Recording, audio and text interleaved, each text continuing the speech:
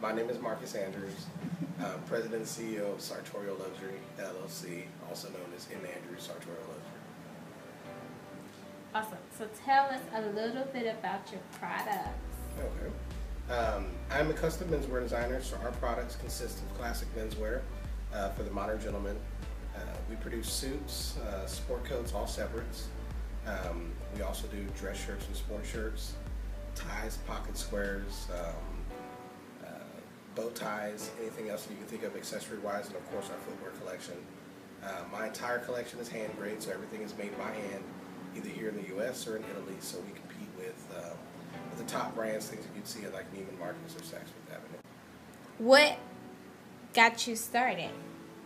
I am my own best customer. I, as a consumer, found a niche or found a need that I don't think was being serviced by the big box stores. I think at a certain price point or a certain need, someone just coming to you off the floor and pointing you to a rack of clothes isn't. It doesn't help. They're not accurately guiding the consumer to make an educated purchase, and I felt like that was a void, and that I personally saw when I was shopping. And I knew that there were other people that were out there like me, so I wanted to create a shopping experience that I would enjoy. I'm the type of person that wants to go and I want to make friends with someone if I'm spending that much money. I want to know, I want to get a good piece of advice. I want to be able to ask questions from things that I've seen from blogs, etc., and not feel like I'm being rushed out of a store. So I created this environment so that my clients feel like they're at home. What was your very first product? Very first, we started off as a shoe brand. So I started off with 4 shoe designs, and that was all my brand was meant to be, was a shoe brand. I kind of evolved into everything else after not being able to find anybody locally that could produce suits to match the level of my shoes. What are some of your favorite design of shoe? Mike Clayton, which is one of my first, which is a cap-toe Oxford with a braided stitch across the cap and across the throat lacing. That's probably my absolute favorite. It's the perfect dress shoe. It's formal in its application, but can also be used in a casual setting. It's stylish, so it stands out from a traditional cap toe.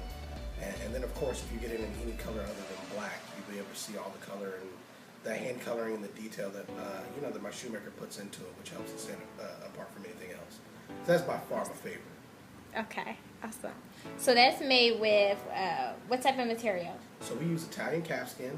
Mm-hmm. We line the interior with lambskin. It's a full leather shoe from inside and out, so the sole is made out of leather, the insole, everything is made out of leather, except for the laces. Socks are one of the newest things that I got into. A lot of people love the fun, fancy socks. It adds a lot of flair to your wardrobe, especially, with the way the suits are cut now. When you sit down, your pants leg naturally rises and shows the socks. So I started a sockwear collection so that I could, help all my clients from every vertical. As I was mentioning earlier about our ties and pocket squares, our ties are completely made by hand. Most of our ties are going to be made out of silk. We're also one of the few retailers to offer ties in mixed media, so we do wool, silk, cashmere. We have linen ties, cotton ties, things like that for people who want a little bit of variety. All of our ties are handmade. So it gives you a lot of uniqueness. You get something that was made, with a lot of skill. Something that you're not likely to see reproduced. So most likely if you come here and you grab one of our ties, you're able to get something you're not going to see someone else wearing. In addition to our ready-to-wear ties, however, we also have a custom tie program. So if you really want to be different, we can just make a tie from scratch. And then of course shoe care products. I'm a partner in another brand called Bossmatic, so we have urban apparel wear. So we literally can service anyone from a gentleman in his 50s or 60s that wants a suit, down to his kids or grandkids that are looking for something to wear to school or anything like that. So, did you always have a knack for measuring and taping and? The measuring and taping I had to learn. The style and design, I thought I always dressed myself pretty well. I love it. I love it. Okay, so give me a little background. Who is Marcus? Okay, so I was born here in San Antonio. I was born to my mother who was in the military. So we moved around a lot. So we ended up in California for a little bit, Arizona for the longest part. Relocated here to be with her. I've been here for 11 years now. My career previous to this one was actually in the financial service industry. So that's where I started wearing suits and started wearing shoes that were at this level. I actually started dressing nicer in order to network higher up the chain of others that you know I strive to be in that business, and it worked. And so I knew that there was power in dressing up. You know, I literally made more money by spending more money on my clothes. And so from then on, it became a habit. And then that habit turned into an obsession, and then the obsession obviously turned into a business. That's awesome. So tell me where you want to take this thing in 5 years. Well, San Antonio, I hope to be my home, my flagship. I do want to open about 4 or 5 stores. I'd like to cover the major cities in Texas, and then I'd also like to open up one in Beverly Hills. I do a lot of work out there, of course, for celebrities and actors and things like that, walking the red carpet. So I do want to establish a presence out there. So yeah, I mean, for me, keeping it simple. I don't want to be everywhere because I'm not everything to everybody. You know, I have a very specific client group or customer profile. So, you know, those cities, I think I do well if I can expand to those, and I'd like to do so within the next year or so. So who have you dressed so far, name-wise, celebrity-wise? Yeah, it's been a few. Okay. What were some of your, I guess, favorite that made you think a lot? You know.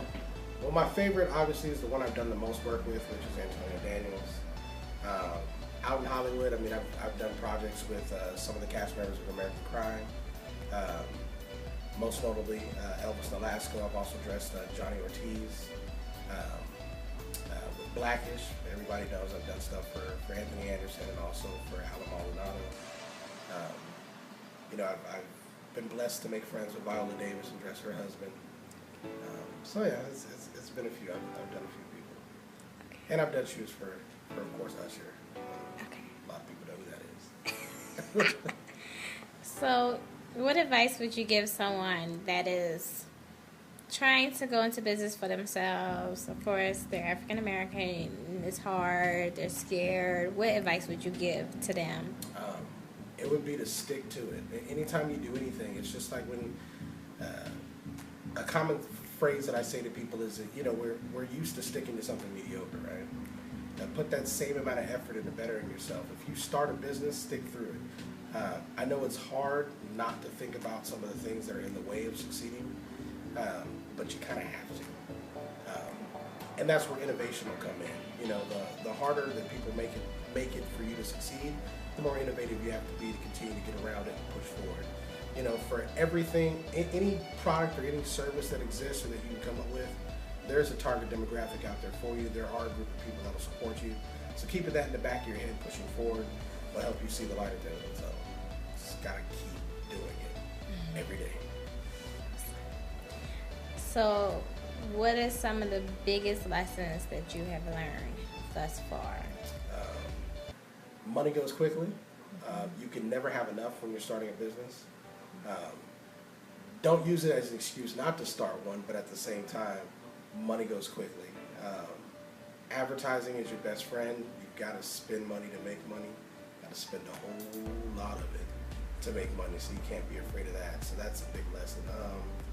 I think initially as well is people valuing you for what you do and valuing your product.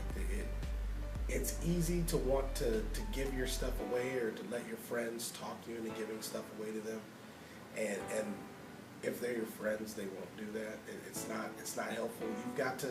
You've got to create a value for yourself, create a value for your product, and stick to it with everybody. And so, you know, initially at first, of course, I went against that rule, and you feel like it can devalue you and your brand. But then once you get it together, then people will respect you. Awesome. So what do you want us to know? What do you want us to know about your brand and everything that you're doing? And what do you need from us So as a whole? One big message I want to put out there is that tailored menswear is for everybody. You know, that's one of the biggest things that I hear from guys that I meet is that they don't wear that many suits, or they're in this job or that job, or they, you know, or they've got 2 suits already. it's a uniform. It helps transform you, as I said that it did for me in my previous business. So I'm for everybody. Don't be afraid of my price point. I do make deals with people, so come in and ask me anyway, because you never know what I might do. And from you guys, just spread the word. You know, it's spreading the world, media. These are all powerful tools to build awareness for businesses like mine, businesses like everyone else. You know, as a community, we have to support each other for us to grow. So.